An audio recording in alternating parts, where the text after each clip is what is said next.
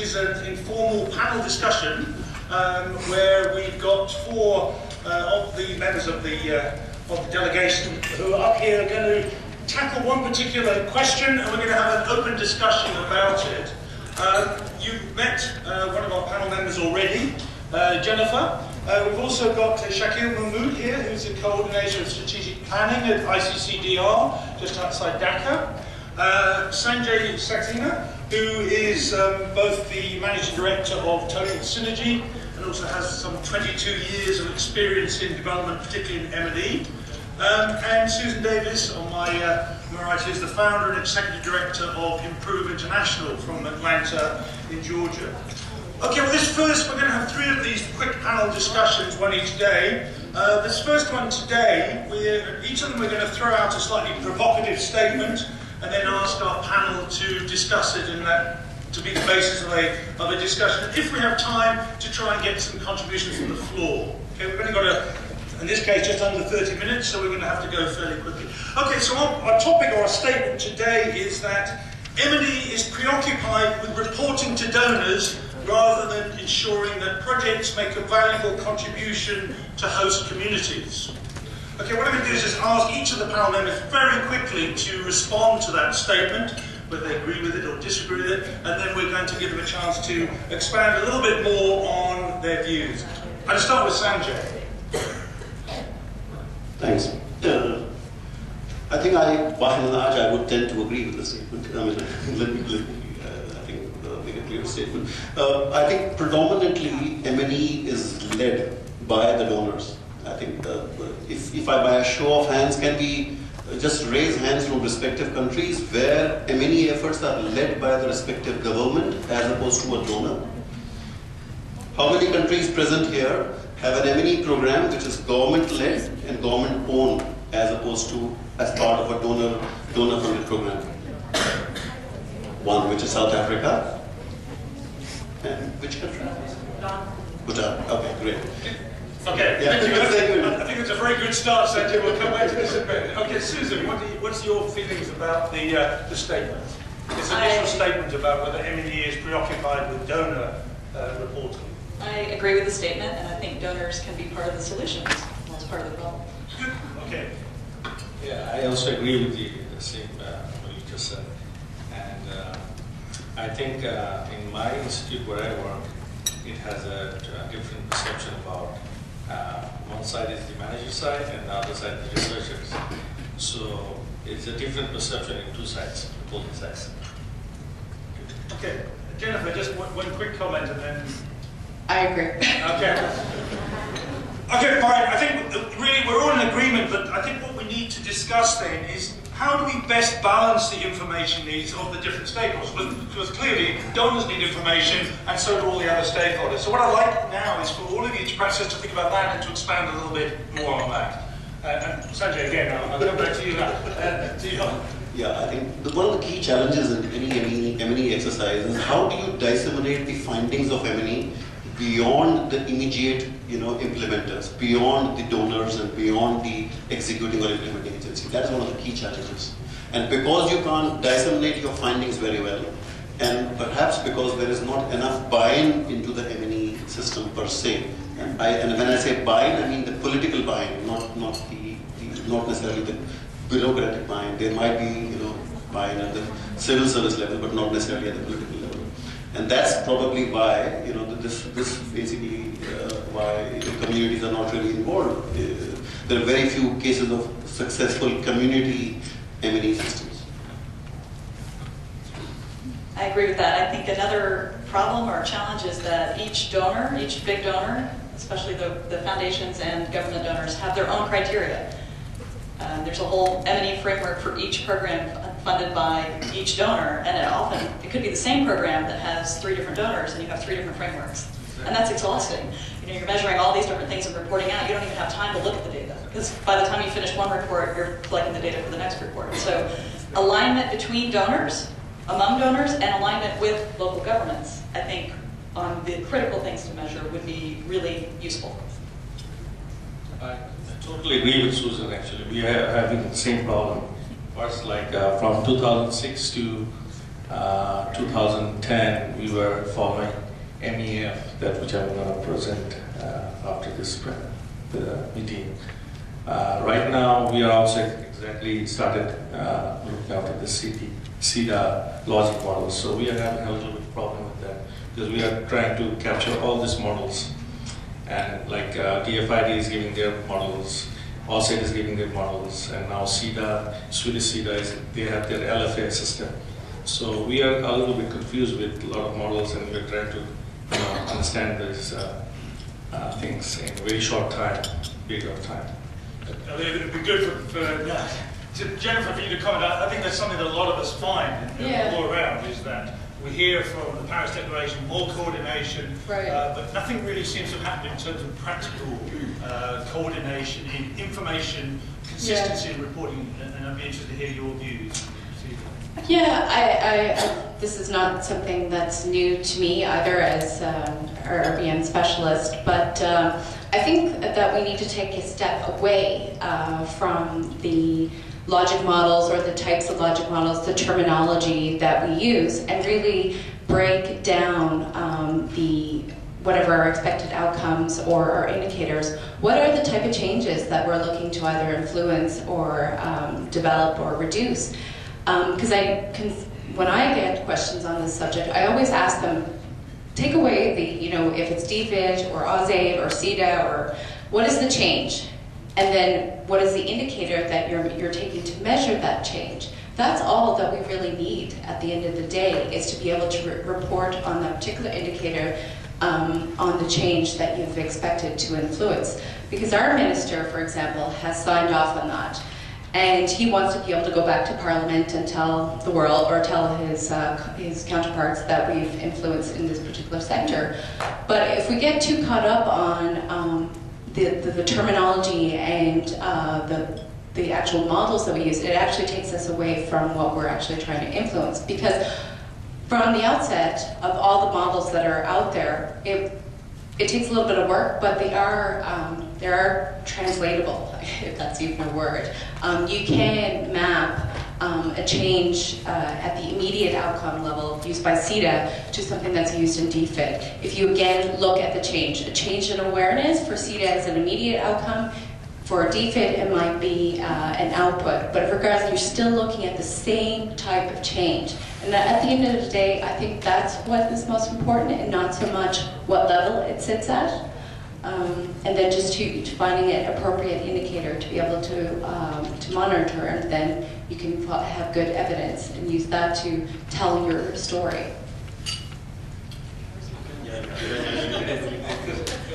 So I think that's a great point. If we could all agree upon what is the thing we're trying to do. So the measurements of success often vary amongst donors as well. I was just thinking, I work a lot in water and sanitation, and for a water project, you might have a donor who cares about kids, only kids, saving kids' lives. You might have a donor who cares about women's empowerment. You might have a donor who cares about economic development. You might have a donor that cares about just access, number of people with access. You might have a donor who cares about education.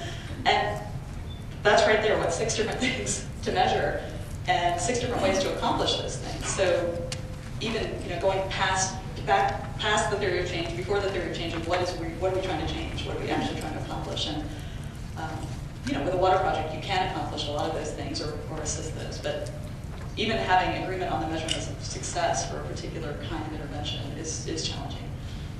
I completely agree with Susan, and I think to add a footnote to what you said, I think it's also, the level does matter, because since we all agree that M&E is predominantly donor-led in terms of intellectual capital and in terms of eyeballs.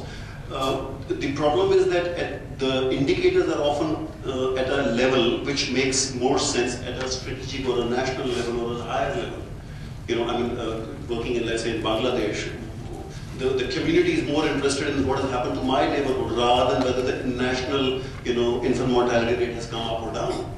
So therefore, predominantly because it is donor-led and they look at it from a national perspective or regional perspective at least, therefore the communities gets disenfranchised in this process. So that's I think something that we need to consider.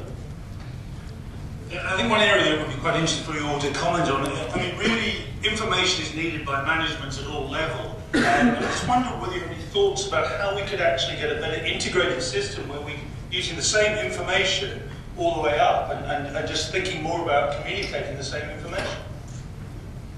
Well, I think as we started in 2006 that we were following MEF in one particular logic model which was developed by OSAID. And right now we are moving towards CEDA, and I hope all the donors will agree with this logic model, and that we don't need to go through this DFID and OSAID and all these things. So if we follow in one particular model, and then it is easier for us to go for the next 10 years or 5 years down the road. And also we need to learn, because this is something new for us. So as I was talking to our CEDA, she was saying that one of her colleagues is coming to Bangladesh for training. We need more training on RBM and all these things. Would you like to comment? I'm just going to go back to what I said earlier. Regardless of the levels and whether a particular donor is interested in kids, or if they're just interested in access, or if they're just interested in a change of practice. Again, if we go back to the simplest form of a theory of change, that we know that we need certain inputs and activities that will bring about maybe a change in awareness or a change in capacity that might then further bring about a change in usage and a practice. So regardless of what donors might be interested in certain snippets of the theory of change, the theory of change should have all of those components. So if you're managing for results, you want to be looking at those different building blocks separately. Maybe the donor might not be interested in all of them, but for you to be able to manage your project, you still should be looking at all of those elements within your theory of change. And then again, going back to the reporting issue, yes, it's very true that some donors might be only interested in very high level results, under 5 child mortality, survival rate, completion of primary school. We know that there's indicators that need to happen at a lower level, like capturing the development or the capacity of the system to be able to support teachers. Just because a donor wants a higher level outcomes or performance information, I think I would put myself on a limb here, but I think as a donor, we would still want to know that the partner is still managing for results, those lower level outcomes, because it's important for you to be able to make decisions and to take corrective action if you find yourself in a project that's not working, it's not getting to those higher level results. So the strategic indicators are just the indicators that we need to be able to come back and tell the Canadian taxpayer, look, this is what your money is buying. Because the average reader of politics back in Canada is not really so interested on the lower level changes that might be helping you manage your project. We're just interested in the bigger stuff because we have our own priorities back in Canada and challenges even within rural development. So, yeah. I think one thing we seem to, as the development world, kind of forget about is that we have this giant resource in past projects.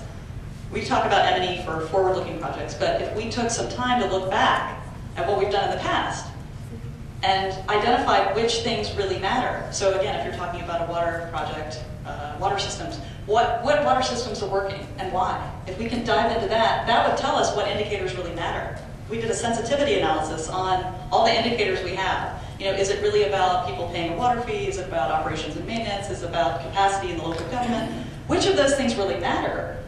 Then we can forget about all these crazy frameworks and just focus on the stuff that matters and actually measure and monitor the things that matter. So we probably need to take a little more time looking backwards at our work and the whole body of work that exists. Just to come back to Kim's point that you mentioned earlier, ideally you should have a common database, and that should actually, you should be able to aggregate, slice and dice whatever you want, and produce the thing. I was part of a World Bank project where we were doing a water sanitation M&E system for the entire country on a sector-wide approach. Yeah. And I mean, I must say, in terms of concept, in terms of selling, in terms of whatever, it was greatly successful. But in terms of actual data creation, we were spectacular failure. Because very often the total cost of ownership, and this is something which I'll talk about tomorrow in my talks, the total cost of ownership of M&E per se is not really factored in. You know, you typically, when you do a project, you say, okay, I'm going to do a baseline survey. Yeah, and that's fine, you costed it. But what I think the previous speaker in Jennifer also talked about, you'd like to know every year how I'm doing in my marks or throughout the year, rather than get an annual score. And that is a really resource-intensive exercise. It requires, so I mean, from a country as diverse and huge as India, to collect data on a disaggregated level, and then to be able to produce is a huge calendar to exercise. So that is the challenge. So I mean, in theory, the logic is sound, but in practice. So would you say, Sanjay, that at the management level, at the project level, they are gathering information, Yes. but it's not then being transferred up the line? What's also happening is that regional differences account for changes in the data that gets collected. Very often you have 17 common indicators, but the local regional will decide, oh, I'm going to collect this 17, I might as well collect another 5 or 4 or 3. And it gets bigger and bigger. And then it gets bigger and bigger, and it reaches to a point where you can't really aggregate very meaningfully. And in most developing countries, data is not really collected in a very systematic manner, I dare say, at least in this part of the world, in Asia. You know, government statistics, with all the due respect, is quite often useless. You know, you can't really use it. So, for you to create a parallel system for collecting this information on a systematic basis, it's incredibly expensive. I totally agree with Sanjay. Actually, I also faced the same problem when I was capturing the data, and researchers are writing from like 10 lines to 20 lines, and to capture all the substance, it was sometimes become very difficult. So we did have problems in the past when capturing data. And in fact, we are still having this problem. We are thought of putting in an internet system or intranet, what we say. So it automatically it's going to get the data, but still we are facing some challenges on that. Okay, I mean, just one other thing that I thought we might move, because we're running to the end of the time, I thought I might get you to comment on, is that between donors and the projects, the actual information versus reality, the perception of what we think donors want, and therefore give them, and what they really want, and how much is that a problem in terms of getting a better use of our time and our money? As you say, we spend a lot of money on it. Is it something to do with our perception of what donors want rather than the reality? And maybe Jennifer, you'd like to comment on that as a donor. Whether you always get the blame for all this information that's collected in reality, it all arrives on your desk, and you really don't need most of it. Actually, no. For what I think our biggest challenge from a donor perspective is that the expected outcomes from the outset are clearly are not properly articulated, and so when the indicators that were chosen to monitor certain outcome statement don't really monitor the actual change that you're seeking, so you might choose completion rate to monitor expected result that is building the teacher system. So it wasn't a proper alignment, and that's very frustrating for us to be able to read something that doesn't make any kind of sense towards the expected outcome, but you're trying to see a change in. So basically our biggest comment back to our partners is that choose indicators that are actually monitoring the change that you want to see in your expected results. And if there's that proper alignment, then it should be a lot easier to tell your performance story. Okay, just 30 seconds each just to wrap up, because I know we've had a T sign from the back. Oh yeah, very quickly, there was a recent report. It was done for donors in the US, and it was a whole spectrum of donors from individuals, foundations, corporations, and a surprisingly large percentage of them did want information on effectiveness. So even though we say, oh, donors don't care, they don't pay for it, they don't want it, they do. So. One quick last comment. Yeah, I think as a general rule, if donors could actually strengthen the existing data gathering mechanisms within a country or whatever, rather than create a brand new one, that will help in donor convergence, that will help in a lot of other things as well. Good. Yeah. One last point. I just want to say that we, every year we make like 10 tables for the donors. And eventually they ask what is the policy impact happened to the Bangladesh research translation. So it's doing so many things, and eventually they want to see the policy impacts. Sometimes it gets frustrated for our end. Okay, well clearly lots more to discuss and lots of progress on it. Thank you very much all for being part of the panel. It was a very brief discussion, but if any of you want to gather with some of these panel members informally and talk about issues, please do so. In an ideal world, we'd love to have more time so you could all contribute. Thank you very much. You're about to hear a little bit more from Shakil, who's now in the hot seat to do the next presentation. So, thank you very much.